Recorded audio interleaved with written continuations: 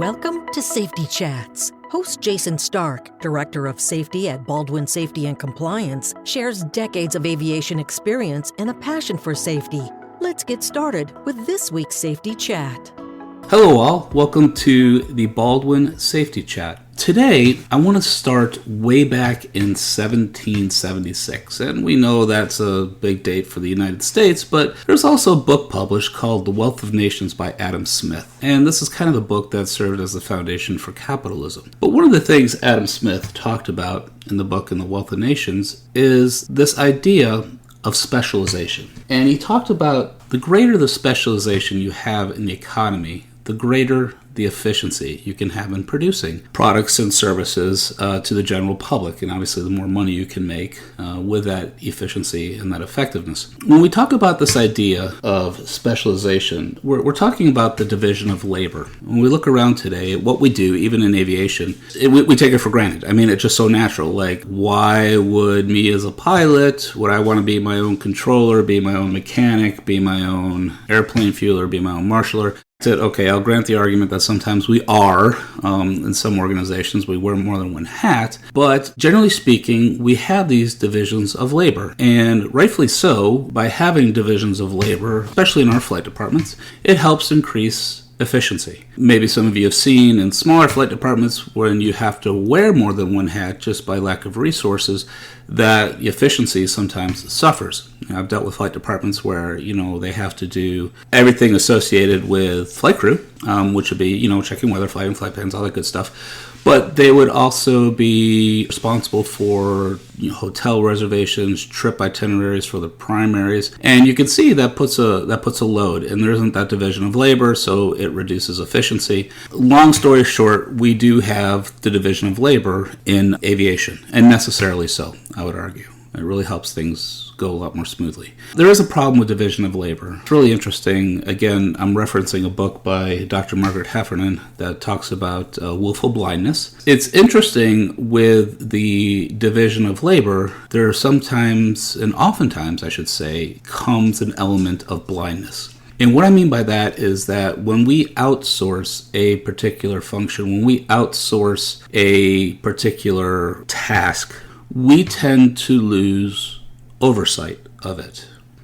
And what do I mean by that? Say for example, for like a typical flight department that may outsource maintenance. And therefore, the maintenance is not happening necessarily in their hangar or by their people, necessarily following their procedures all the time. It is something where we become blind to some of the actions of the organizations we outsource to. And it can even with FBOs, if we outsource certain things like customs or outsource catering, just in any segment when we have to outsource, and because of that division of labor, that specialization, things that we don't necessarily want to do or support doing, we want to outsource it because it's a specialization, we tend to lose sight. When we lose sight, that is when problems can happen. That's when you could end up not knowing what the outsourced entity is doing, and more importantly, you don't know necessarily, or you may be blind to the potential risk that what that entity, that outsourced entity is doing, the problems it could bring into your organization. So let me try another example. The case where you may be dealing with a MRO as part of their organization. They're not really keen on fatigue management. It's basically, hey, we have to get the work done. That's their culture. They're very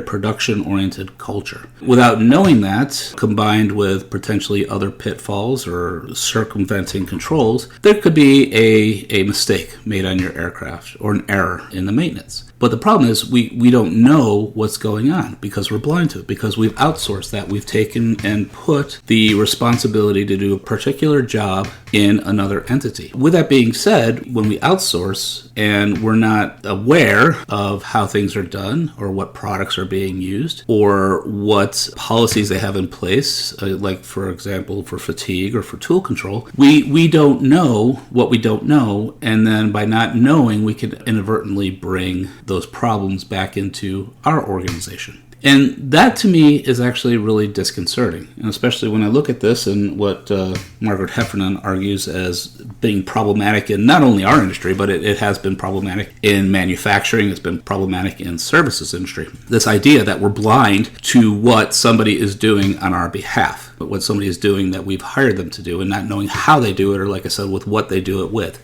We do address this in safety management systems to a degree, I would argue, and that would be under safety assurance and specifically surveillance, or this idea of evaluating, internal evaluation, or evaluation just in general. When I think of this topic, especially surveillance, it's not necessarily just surveillance of what we're doing in our own organization. I think it's important to see, and I try to put this in terms, but where do we have holes in our nice little bubble of an organization where risk can end up coming in? And this risk coming in due to the fact that we don't have complete 100% oversight of the organizations that we outsource to. I think the best way that we can plug those holes is identifying, well, what are our requirements that somebody needs to meet in order to work on our aircraft, or whatever the outsourcing function is. What are our requirements? How does it have to be done? Now, I think that's only half the story, because again, we're not necessarily there watching them do that job, and there could be a lot of lip service or pencil whipping. But I think it's important that we are able to see the end product before it comes back into our nice bubble, to evaluate it, to ensure that it meets our specification, that everything has been done correctly, so that before we put it into service, we haven't inadvertently brought risk in. One of the examples she gives is a company. They became very famous for having non-BPA metal bottles. They were huge in that, and then they had a really good following because they were friendly to the environment, and they really touted the fact that they didn't have these chemicals in there like some of the plastic bottles that we see that are harmful to us and harmful to the environment. And it turns out that they actually outsourced the manufacturing of the internal elements of the bottle. Upon discovery, they found that there actually were BPAs in the materials they were using to fabricate these bottles, these drink containers. And as a result, at the very least, the organization had egg on their face saying, okay, well, yeah, there were chemicals in your water bottles, even though we said they weren't. But at the very worst, they do have a potentially harmful effect on humans, and where they didn't know it. So we might ask, well, how could that have been avoided? Well, one of them, what they did is they inspected the plant and found that there were BPAs going into the materials. That is one good idea, I think. Maybe we can do an inspection, watch them do the maintenance at some point. For some of us, that's not realistic.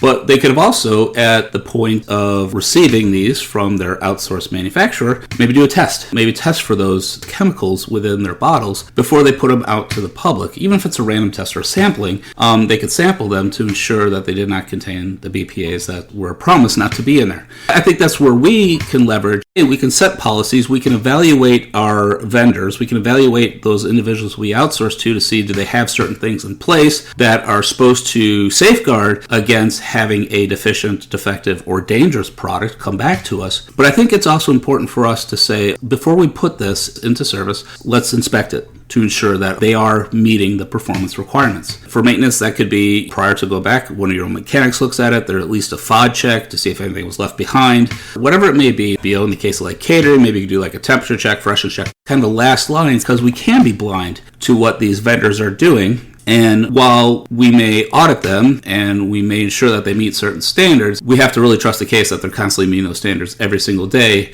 without failure or deviation to meet this product, which is sometimes a stretch. So it might behoove us, before the product comes into us, before it becomes part of what we're giving to our clients, that we ensure it does meet specs. And so that if we have been blind to how they're doing things, at least we can have our eyes wide open prior to bringing the product into our operation, that it truly is safe and what we promise. Because remember, we make a promise that we want to provide reliable lift, or we want to provide reliable ground handling, and part of that is, especially for outsourcing catering, that we're not going to give them something that's getting them sick, or if it's a case of flight, that we're not going in an aircraft that's not airworthy. And I know a lot of organizations already do this, but when we put it in this context, what we're doing, it's not just basically an exercise to meet regulations or to meet a standard, but it's an exercise to protect us, especially from our own blindness when it comes to this division of labor and the outsourcing to a specialized organization. Just want to get you thinking on where do you outsource in your organization and what kind of oversight do you have? And what is the criticality of the product? I guess that's a good place to start. What is the criticality of the product that you're outsourcing to your operations or to your clients? What kind of oversight do you have, if any? How blind are you to what they're doing? Is it the case where we just say, here is what I want you to deal with it, and then give it back to me? Or do we evaluate them to ensure that they're following certain standards? And then finally, when the product comes back to us from that outsourced entity, do we evaluate it prior to putting into operations to ensure that it actually does meet our specifications? I hope it makes sense. I hope at least inspires thought, lets you look in your organization for opportunities to address this, and just makes you better, make you safer. Thank you so much. We'd love to have your feedback. We'd love to have any topics that you want to talk about. Thank you so much for listening. Be safe. This podcast is brought to you by Baldwin Safety and Compliance, the leader in safety management for the transportation industry. Since 2004, Baldwin has been providing state-of-the-art solutions and 24/7 support to the aviation and transportation industries. Baldwin's clients include all sizes and types of transportation operators. Baldwin provides safety and related business services to commercial and non-commercial transportation operators, medical transporters, FBOs, MROs, airports, flight schools, UAS operators, firefighters, OEMs, ground transport operators, and others. Visit BaldwinSMS.com to discover how Baldwin can enhance your organization's safety program.